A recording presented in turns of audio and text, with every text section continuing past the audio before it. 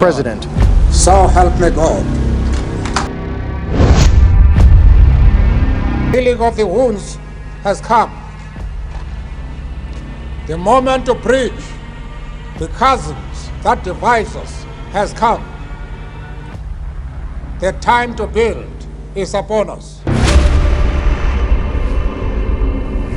27 साल तक एक आदमी हर सुबह उन्हीं चार दीवारों के साथ जागता था। वही खामोशी, वही कैद, वही डस्ट और डिसिप्लिन का टेस्ट।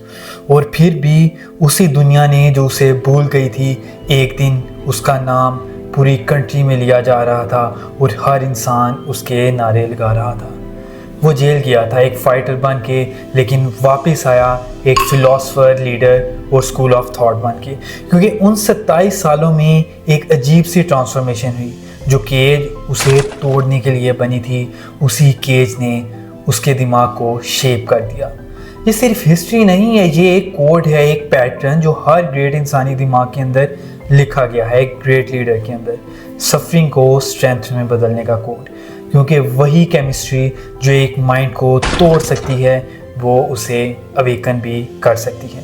तो सवाल ये नहीं कि नेल्सन मंडेला 27 साल तक कैसे ज़िंदा रहा, सवाल ये है कौन सा माइंड ऐसा होता है जो 27 साल बाद और मजबूत होकर निकलता है। और इसी वक्त हमारा मुल्क भी ऐसे ही सिचुएशन में है। एक जेल के अंदर एक और आदमी वही पुराना टेस्ट फेस कर रहा है। आज़म नहीं रहेगा। मैं अपने ओहदे से इस्तीफा देता हूं। हम मुस्तफी होने का ऐलान कर रहे हैं। वो जब से क्या है, हमारी जिंदगी बर्बाद होगी। लेकिन वक्त बताएगा कि क्या वो उस लेवल का लीडर बन पाता है या उसका विजन ख़त्म हो जाएगा।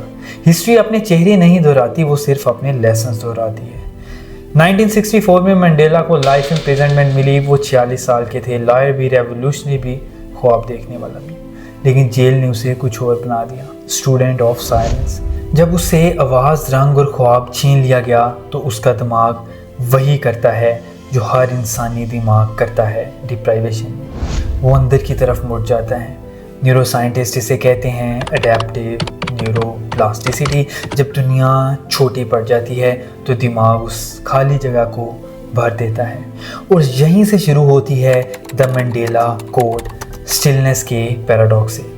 जब उन्होंने उसकी फ्रीडम छीन ली तो उसे एक और चीज़ मिल गई, अपने आप से मिलने का अनइंटरप्टेड टाइम।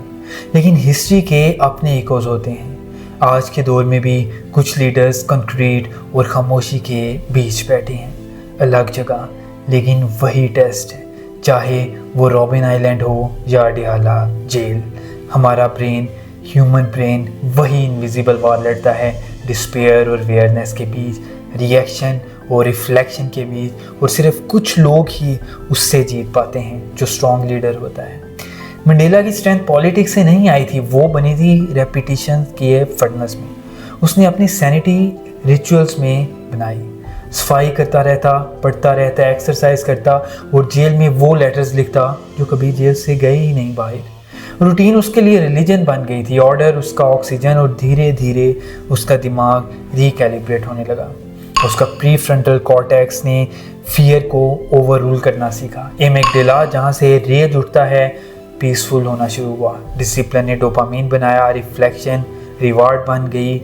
ये है वो तरीका जिससे दिमाग कन्फाइनमेंट में भी रिवायर होता है और एक ग्रेट लीडर बन के बाहर आता है, भागकर नहीं, अपने आप पर मास्टरी पाकर।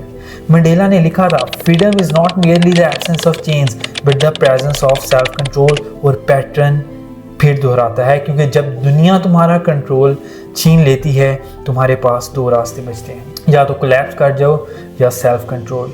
और कुछ लोग मंडेला जैसे दूसरा रास्ता चुनते हैं। Mandela didn't emerge hardened, he emerged refined. Empathy ने ईगो की जगह ले ली थी, फॉरगिवनेस ने फ्यूरी को रिप्लेस कर दिया था। और आज न्यूरो साइंस बताता है क्यों।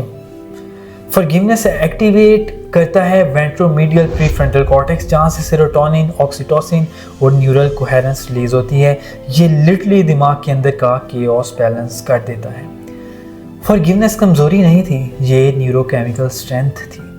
इसीलिए मंडेला अपनी ओप्रेसर्स की आंखों में देखकर मुस्कुराता था।